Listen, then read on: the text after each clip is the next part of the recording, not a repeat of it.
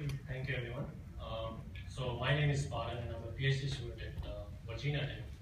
And today I'm going to talk about a project that we have been working on for past some time. And if you can have the slides up. Great. So the project that we are working on is known as Embers, and it is our flagship social media project at Virginia Tech. Today I'm particularly going to talk about how to take a research project and apply it to commercial applications. Well, so what is Embers? So Embers is a $20 million IARPA funded big data project where with an aim to make predictions about protests and flu trends. It was developed over a course of 3 years by a team of over 80 scholars from 12 different universities, and with Virginia Tech being the principal investigator of it.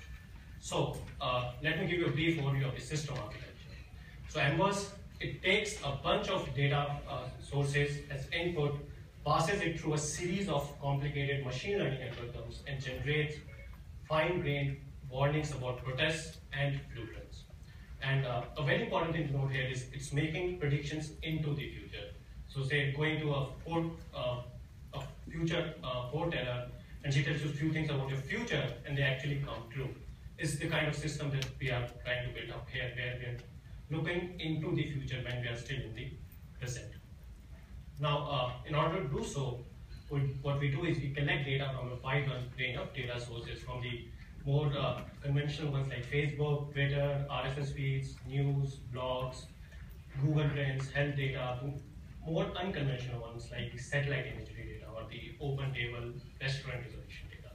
So I'll talk about two of these unconventional data sources. The first is the satellite imagery data source, where what we do is we collect imagery data of hospital parking lots at every 1 hour, and we identify the number of cars parked there.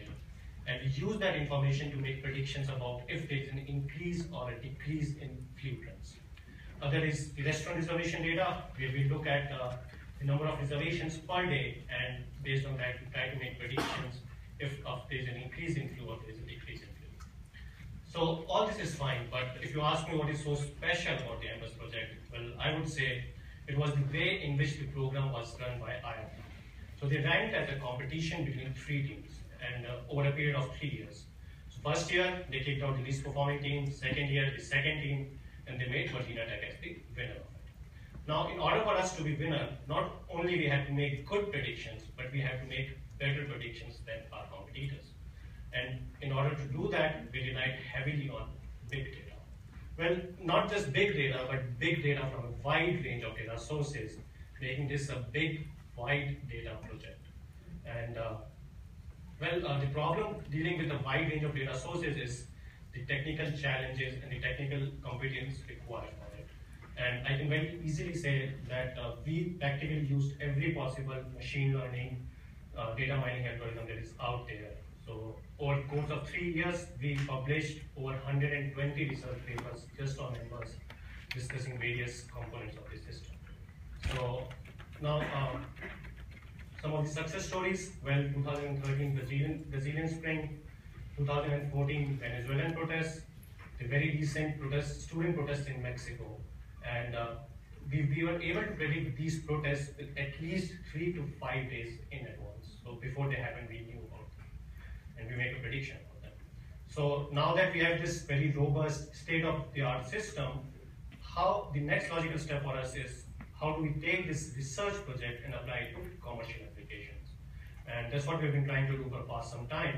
And I'll talk about some of the applications that we have built and we've explored into. So the first one is the financial market, especially the currency exchange rates and commodity prices.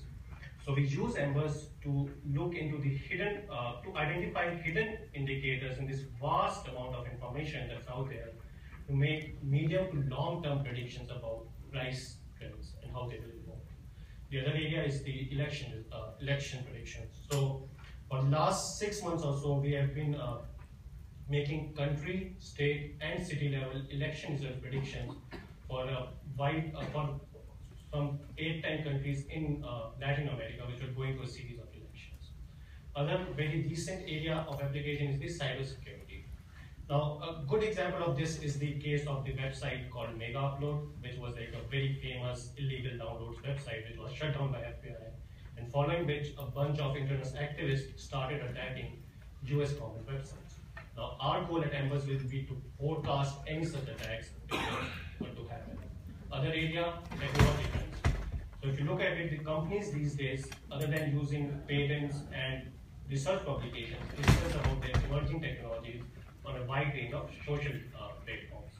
So our goal is to collect data from all these different data sources and make predictions about how the future of technology looks like. Brand management, a very obvious commercial application of a system like Embers. So we use this to make popularity trend predictions of how the brands will grow. Now, an important thing that we realized while working on this project is related to sentiment analysis. So sentiment analysis, in our opinion, is not a very good indicator of brand popularity. So if you look at the Facebook page of Uber, it will be filled with complaints, but doesn't mean that Uber is unpopular. It's just that sentiment analysis is not a good source of it. But sentiment analysis is a very good source for a different type of industry, which is the entertainment industry. So TV shows, shows that whose stories evolve over time based on how people perceive it or how people accept the stories.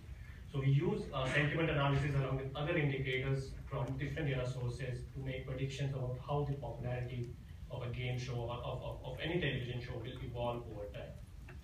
Well, so these are all the different commercial applications that we have been working on.